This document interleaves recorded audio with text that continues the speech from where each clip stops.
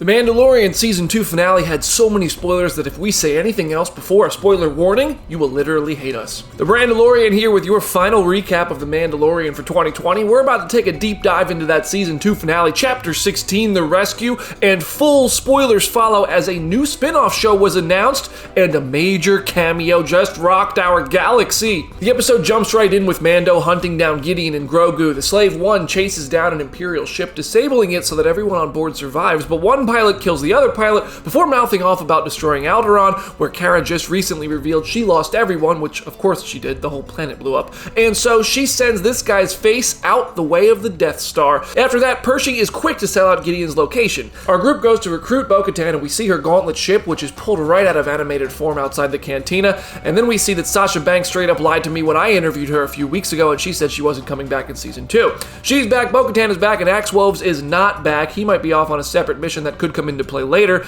and we have three very different Mandalorian view types in one place. Mando is the we don't show our face camp, Bo-Katan is the we can show our face and we should be proud warriors camp, and Boba is in the I'm a clone but my coded message a few weeks ago confirmed I'm a Mandalorian but I'll stand here and say I never said I was a Mandalorian camp.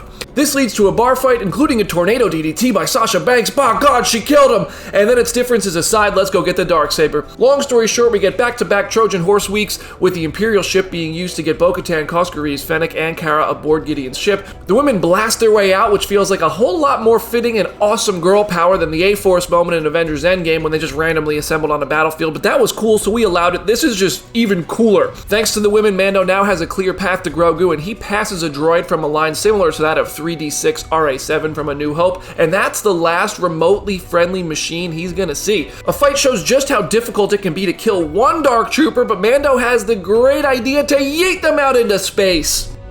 Mando and Gideon have an exposition dump where Gideon reveals that he has gotten what he needs from Grogu, which is his blood, and this all really seems to mean that The Mandalorian is a prequel to the movie sequels because we're on our way to learning how Snoke was created and Baby Yoda's blood seems to be the key. Mando vs. Gideon is an epic fight, especially because Mando uses his Beskar steel to combat the Darksaber, and everyone gathers in the main control room.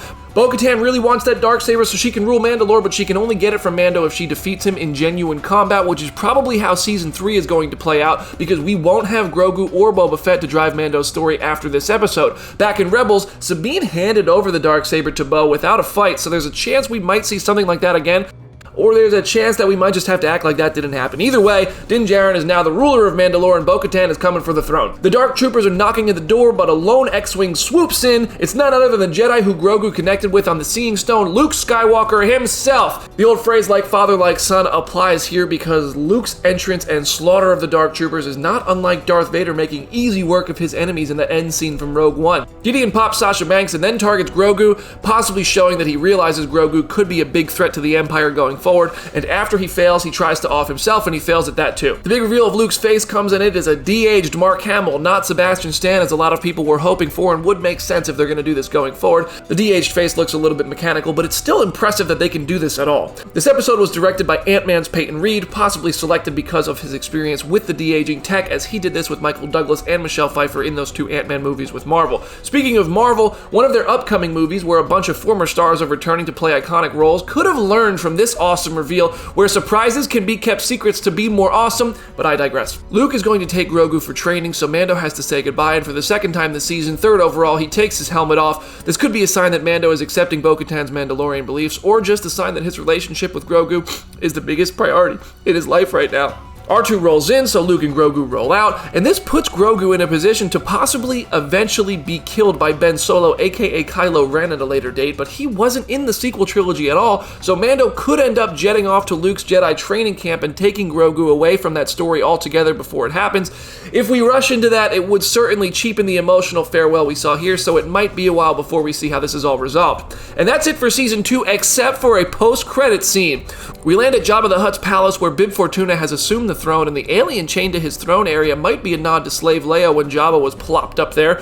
Bib's run is short-lived as Boba Fett saved a blast for him, and now this is Boba's house, baby. Is he going to become an underground crime lord? Is he going to clean up the streets? Tune into the Boba Fett series, The Book of Boba, to find out, which is cleverly titled, seeing as each of these Mandalorian episodes have been a chapter. So this is a whole new book coming to Disney Plus in 2021. This could be taking the place of Mandalorian Season 3 for 2021, giving Grogu time to train and all of us time to really miss him, just like Mando does. What Easter eggs and references did you catch in Season 2 of The Mandalorian? Share them in the comments section or send them my way on Instagram at BrandonDavisBD. And if you're watching us on YouTube, please like this video and subscribe to our channel, and head over to Comicbook.com for more updates. I'm BD. I'll see you there.